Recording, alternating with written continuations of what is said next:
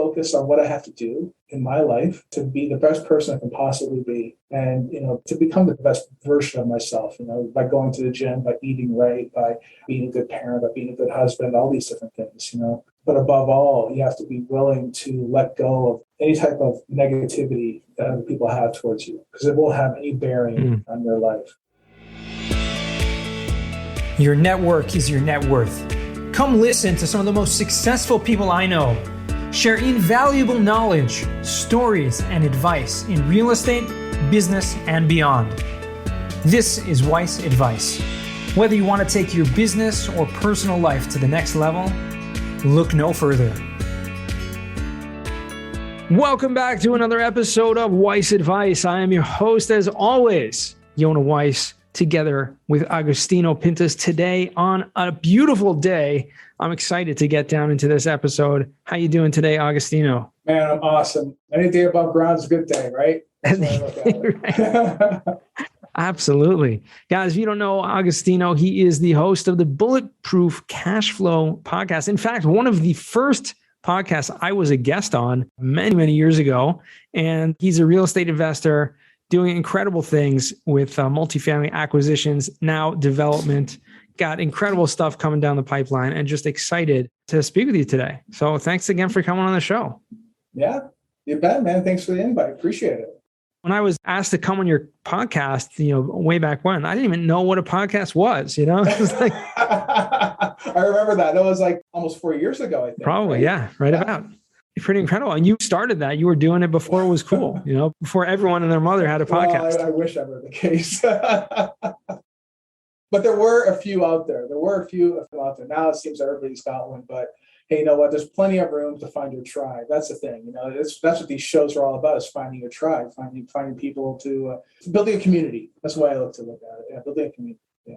That's right. I mean, you've done a great job of doing that, and with not only through that, but through the Facebook. And I know you have meetups. You used to do that before COVID, right? Yeah. Having in-person meetups and stuff. And obviously the podcast and these type of things are great ways to highlight other people. It's one of the things I love to do, but also it's, a great way just to educate your community, because real estate investing is something that people think, oh, that's not for me. I mean, you didn't start out in real estate investing. I'd love to get a little bit of your background, a little backstory, how you got involved, because coming from a corporate career into jumping into real estate, how'd you make that transition? Well, I mean, one thing is that I've been an entrepreneur my entire life since I was a kid, since I was like 9-10 years old. I had an aptitude for computers back then, right? So I had it in my head that I wanted to have my own computer company. So back in the 80s, if there was a keyboard attached to something, to a screen, I was there. I would make a beeline right to that device, and I'd learn everything I could about it.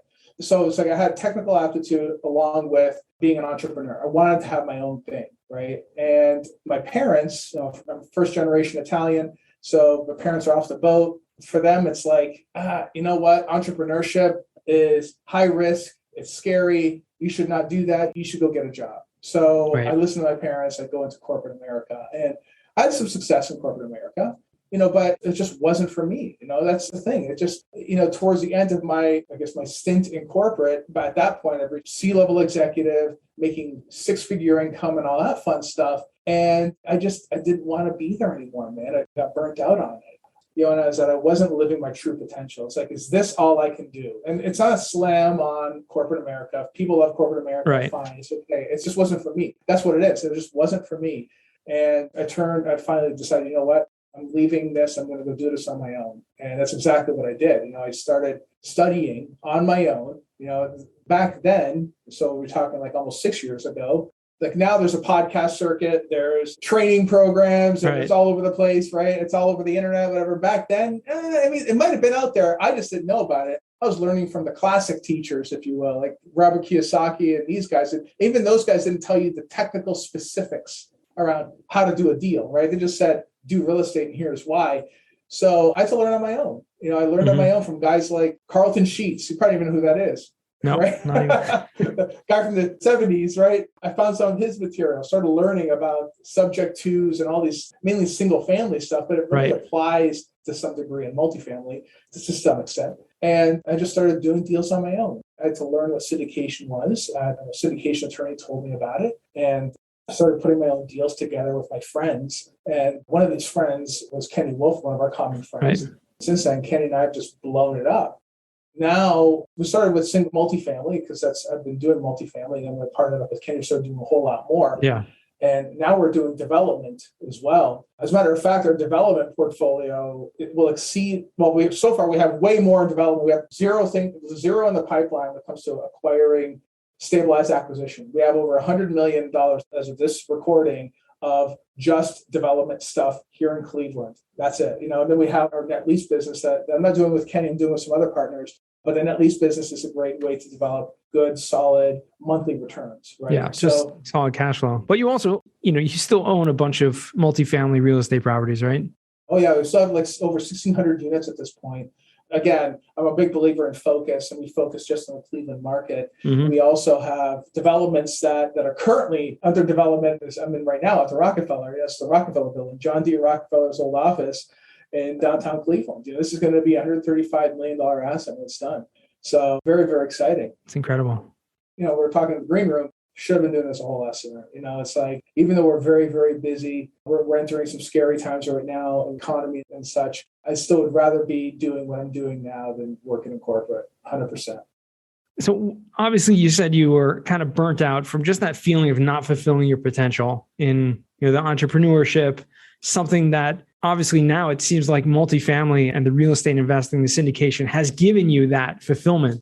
What is it about this that, now that you're full in it, 5-6 years in, where you have a few $100 million of, assets under management and development deals going on? What's the ultimate goal? I mean, is it just the process, or is it, is there something you're working towards? Okay, so that's a big question. I know. There's a bunch of questions in there, right? So I will say this, the ultimate goal, it wasn't the goal of leaving a legacy. It wasn't all that important until I had my son, right? And at that point, leaving a legacy became important to me. So part of what I'm doing is I'm building this portfolio, and I talk to him all the time about it too. I go, son, you could do anything you want with your life as long as it's real estate. I tell him that, right? I'm joking, of course.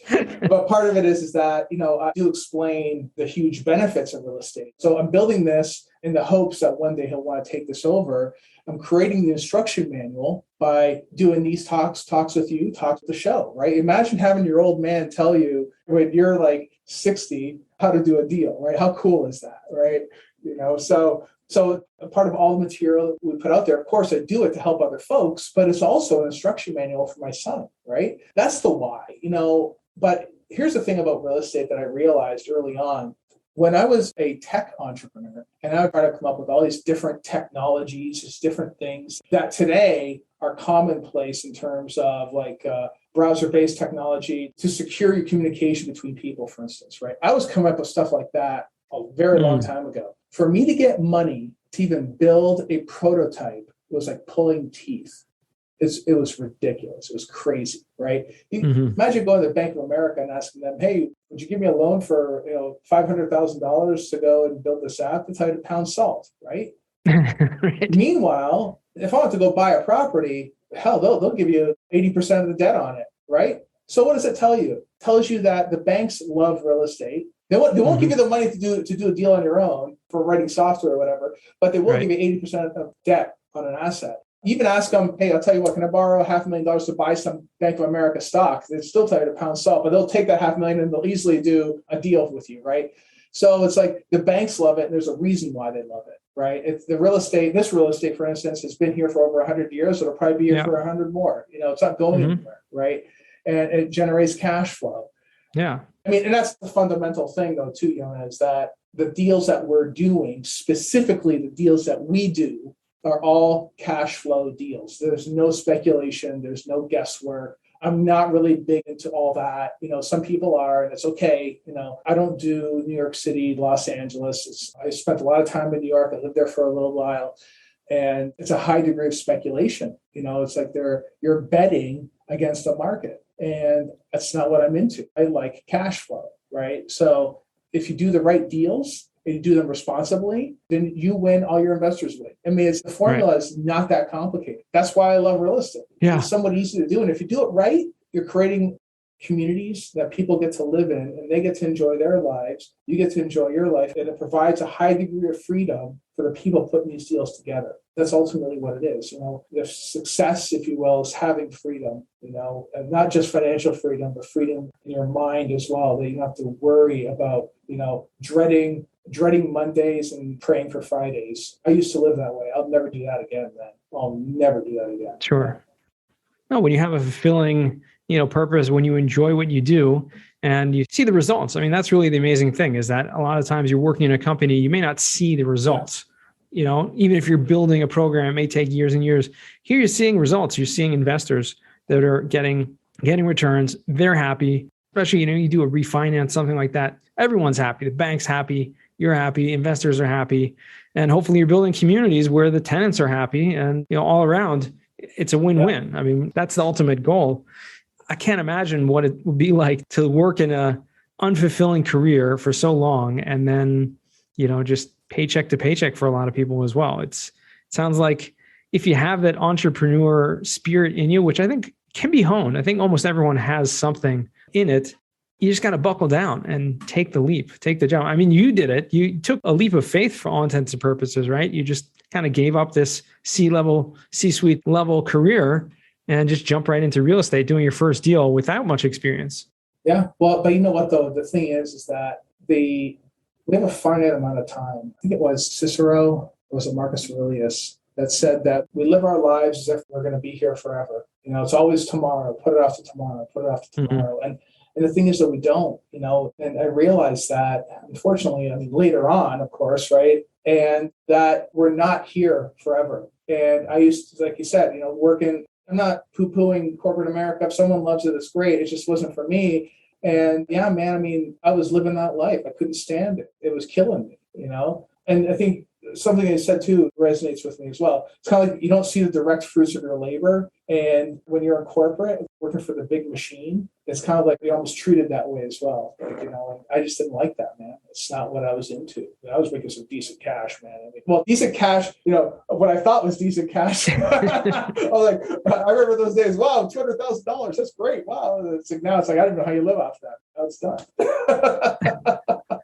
It's crazy. It's crazy how the mind shifts. Yeah. So real estate comes with its own perks. It does. But you know what, though? And that, I think, unlike many of the gurus out there, we're talking a little bit in the green room about this too. A lot of gurus out there make it sound like this is easy. It's cake. No, absolutely not. It is not cake, and it's not easy. It's a lot of work. And either you got to be willing to do the work and do the effort that it takes to put these deals together and see it all the way through, or you can partner up with somebody that is very, very good. They're a great operator. They know what they're doing. They have a good track record, good success record. You can do that too. That's a great thing about this business, is that, I don't know, 10, 15 years ago, there was syndication. It existed. It's just that nobody knew about it. It was kind of like, it was all done at the country clubs. If you knew, you knew, right? Yeah. I'll talk about the country clubs, no, we didn't hear about it. But, now it's like there's so many choices, either fortunately or unfortunately. But if you align yourself with the right people, you don't have to do all this stuff on your own. That's the thing. Yeah. It's a team sport, and that's the great thing about this game, is that if you get yourself into some good properties, some good cash flowing deals, you're going to win, no guesswork, no BS, right? Listen, you're obviously have been involved in this. You're sitting in the Rockefeller building as we speak. It's a development. I remember a few years ago when you came to New York, pitching this project. It looked like an incredible project. That was a lot of fun. But what I've seen is that, doing this huge redevelopment of this, old building, bringing it new, bringing it to life. And you're obviously not doing it on your own. You don't have the development background. Obviously, you're learning things along the way, I'm sure. There's so many moving parts to it. But I think, to your point, finding those right people that do have that experience, and you come in and bring your skill set, and everyone can grow together. No, that's right. It's, aside from Kenny, my business partner, we align with Dice, they're a design build shop. You see, I don't want to turn this into a development show here, but what I learned when it comes to the team, right? And this is something to carry over from the multifamily world, right? You have to have a very strong team. And Geis, very strong team, but it's also, they do the whole thing. They do the design, they do the build, they do the interior design, they do the management, they take care of the whole shebang, right? And it's not going to be the cheapest, but the end quality product will be great. And they're handling the whole scenario, right? In Detroit, when I was growing up in Detroit working in the automotive, which is, really rough guys, we used to call it one throat to choke, right? That's what we used to call it. Not that they want to choke people out. Sure. But it's more like they're taking responsibility for the entire project. And there's something to say about that. I did learn that, and so instead of, I guess the message there is if you're going to take on a development project, try to find a group that can do the whole thing for you, and then they have a vested interest in the deal. That's amazing. And one check to deliver the complete product. There's a lot to that. Yeah. How did you guys find that deal in the first place? It sounds like, if you find the developer, but you have to find the deal to kind of partner up. And then there's the third part, which is the money, which is obviously where you and Kenny come in. But finding that deal, it sounds like this was just a needle in the haystack. I mean, how do you buy a skyscraper that has such historical value to a city? It's just sitting there. No, we got lucky. I wish I could say it's like, how much more time do we have? All right, so let me see. It is quite the story because this deal, this asset was a much sought after asset. Over the past 30 years up to that point, 25 groups that tried to buy this thing. And these are not slouches. These are not weak individuals. These are very well capitalized folks. A lot of guys out of New York, a lot of guys out of California, local people. They had the money.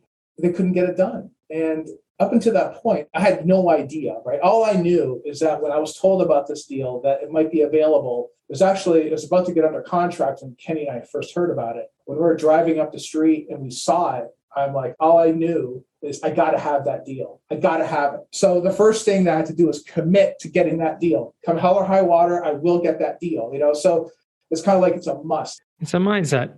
Because if you don't have that, first and foremost, if you don't say, I got to have it, you're never going to get it. It's something I learned in the multifamily space for doing so many deals. But we met with the owner, this older gentleman. He's over 90 years old, right? This guy was as tough as nails, right? He owned a bunch of other stuff all over Cleveland and experienced guy, okay?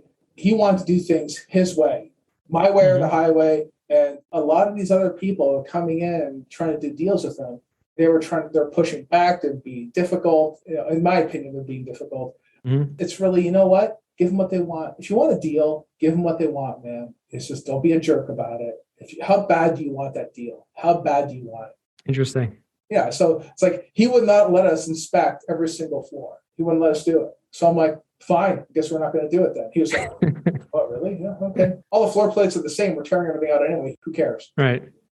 So where other guys are coming in, they're saying, we want to inspect every single floor. We want access to this. Don't do that. The guy's a hard time with it. How bad do you want the deal? Mm-hmm. How bad do you want it? So it required a high degree of flexibility. Yeah. We actually lost it the first time. We bid for the deal. We outbid the other guy. And then they came in at the last minute, outbid us. And then the sellers ended up going with them. They couldn't perform, so they came back to us. So we got it under contract. And then, of course, COVID hit. And all the lenders, we had 2 committed lenders. Both of them dropped out. So we had no lenders. We had over, I think, about $280,000 in escrow. Yeah.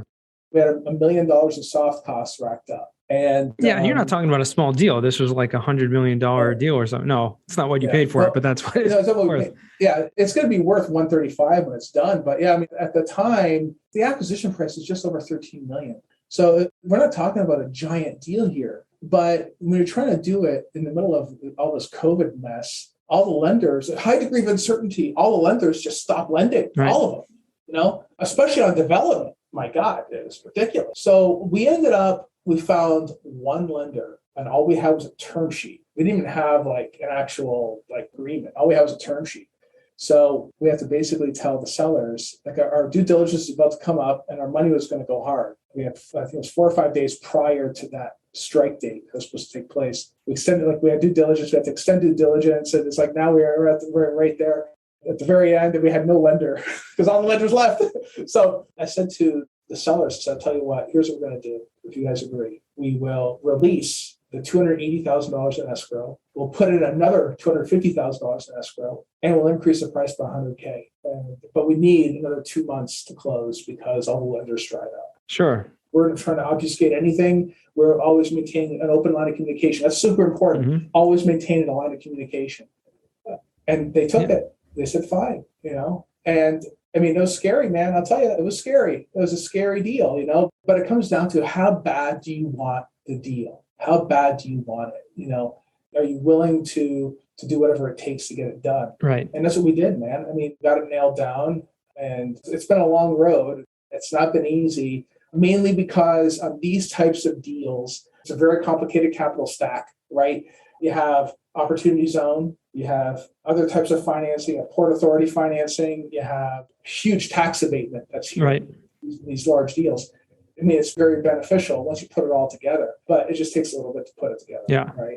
But it looks like soon here we'll be starting to swing hammers to get this thing rolling. So we're very excited about it. We're very excited about it. It sounds like it. I mean, it's an exciting deal. And it sounds like that. I mean, that main lesson that you brought out, which is if you really want something, you have to put your mind in the place that you're going to get something done. And if you commit to it, right, that's half the problem, right? If you commit to the goal, you'll get it. But I think even more importantly, at least from my perspective, is just the emotional intelligence that it takes to understand the seller, because that's how you're going to win a deal. Yeah. We've heard, millions of stories of sellers that want certain conditions and are difficult to work with. And the question is, are you going to be the bigger person? Are you going to come to the negotiating table with that open mind in order to get the deal?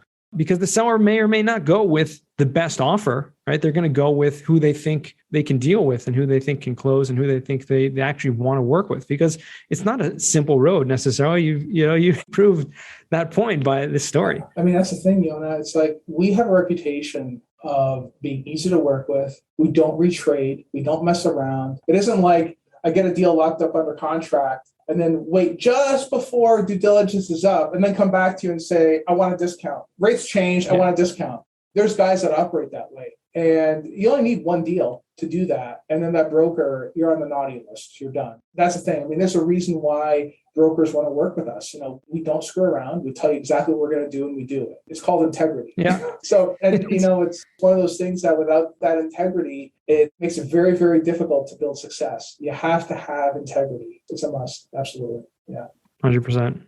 Well, Agostino, I want to transition now to what we call the final four. These are 4 questions I ask all my guests. First one to you is, what's the worst job that you ever had?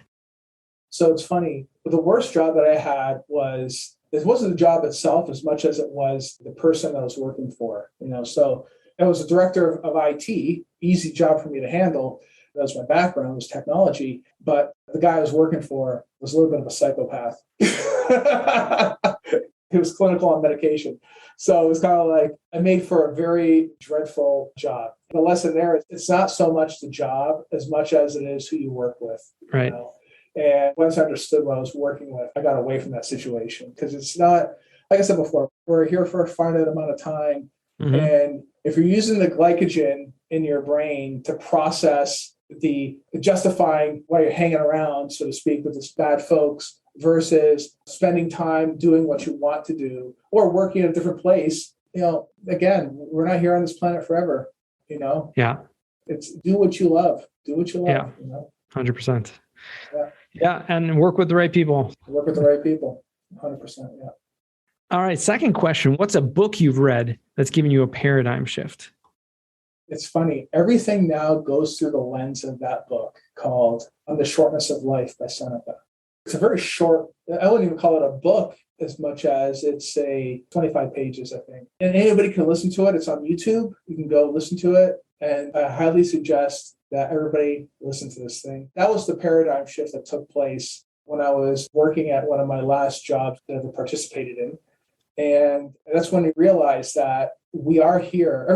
We're here for the right amount of time, is how the book puts it. We're here for the right amount of time. It's what you choose to do with it that matters, right? Do you choose to spend time with the wrong people, or do you make the decision to change your life, become more, And again, it's one of those things that at the point early in my life, I probably wasn't prepared to hear that message. And it's funny how that works, right? You might hear the same message over and over and over again, but then one day it clicks, right? That's right. Absolutely. It's right. You have to be in the right place at the right time to hear the message, for sure. In the right mental condition too. Yeah, everything. That's the book that changed my life when I realized, when I sat down and listened to it for real, like actually listen to it, not passively listen to it, actually listen to that book. That's how I consume books. I listen to them. I realized that, I'm not here on this planet forever. I better hustle. That's kind of the reason why it's like all this development stuff that we're doing. Like we have over $100 million worth of stuff right now. Right. That's just for this year, by the way. Right. That's just for this year. And the next year, I got to do another 100 million of development. At least. So it's like, because I know I'm not going to be on this planet forever. And if I'm going to leave that legacy I talked about, better step it up. You got to get there. That's the book. That's right. That book helped me really process that. Amazing. Wow. Okay. So we'll make sure to put that in the show notes for everyone to check out. Hopefully my editors can find the YouTube link also, and we'll put that in the show notes. So third question, which I mistakenly started for the second question, which is, what's a skill or talent that you would like to learn? Flying an airplane. Oh, cool. Yeah. So I've been kicking around getting a pilot's license. And the one thing about freedom is having the ability to choose what you can do when you want to do it. And that to me is huge. And I really don't like flying. Not because I'm afraid of flying. I just would rather just have my own plane, man. That's what it is. I just want to have my own plane. So there you go. That's part of having freedom. There you go. That's one thing I'm going to be taking up here very soon. I just got to commit the time to do it. So all right. Probably the next couple of weeks, got to do that. Yeah. Very cool. Good for you. Yeah. Get your plane, fly out to wherever you need to go. Makes life much more convenient. It does. I'm sure. All right. Well, the fourth and final question, which is, what does success mean to you? That's the second part of freedom, right? And that success is freedom. And the ability to get to places and have money available to you is one thing. I think the other part that I learned fairly recently, I couldn't find the words to put this together, and I've realized that there are words.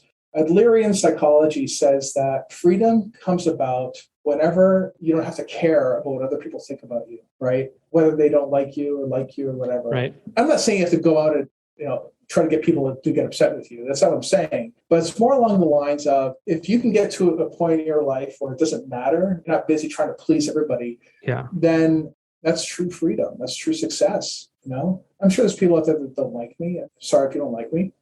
Too bad. Sorry. And that's okay. And I've tried to become very comfortable with that. Some people can't, but I just focus on what I have to do in my life to be the best person I can possibly be. And, to become the best version of myself, by going to the gym, by eating right, by being a good parent, by being a good husband, all these different things, But above all, you have to be willing to let go of any type of negativity that other people have towards you, because it won't have any bearing on their life, so that's what it is. Love that. Okay. Yeah. Don't let what other people think affect you. Love that. Awesome. Well, finally, Agostino, where can our listeners find you or reach out to you? bulletproofcashflow.com. Like I said earlier at the beginning, we have a lot of material out there on YouTube as well. We have the Bulletproof Cashflow YouTube channel. We're on Facebook, we're on Twitter, we're on LinkedIn, we're all over the place. So, send a message. I'd love to hear from people. Amazing. Okay. We'll make sure to put that down there as well. And appreciate you taking the time out. Great to always catch up, and good speaking with you today. You bet. Thanks again, man. Greatly appreciate it. And to our listeners, you guys, thank you for joining all the way to the end. And remember, the best advice comes only when you ask. Real quick, I have one question for you. Did you like this episode? If you did, I want to ask you a huge favor. See, the biggest thing that helps this podcast grow and that will spread this message to the whole world is that if you leave a review, a rating, and subscribe to the podcast. What that does is it basically tells the platforms that this podcast is out on is that you like my stuff and I'm doing something right.